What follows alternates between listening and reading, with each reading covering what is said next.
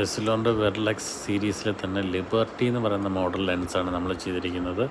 അവരുടെ സ്റ്റാർട്ടിംഗ് ആയ പ്രോഗ്രസ്സിന് തൊട്ട് മുകളിലുള്ളതാണ്, കുറച്ചുകൂടെ വൈഡർ ഏരിയ കിട്ടും. ഇതിനകത്ത് നമ്മൾ ക്രിസാൽ കോട്ടിങ് കൊടുത്തിട്ടുണ്ട്. പിന്നെ നമ്മൾ AWB എന്ന് കാണാം, അതായത് എയർവെയർ ആണ്. ഇതൊരിക്കലും ബ്രേക്ക് ആവുകയില്ല. പിന്നെ പ്രോഗ്രസീവാണ് നമ്മൾ ചെയ്തിരിക്കുന്നത്. ഇതിനകത്ത് ക്രിസാൽ കോട്ടിംഗ് ഉണ്ട്, ബ്രേക്കിംഗ് ഗ്യാരണ്ടി ഉണ്ട് നമുക്ക്.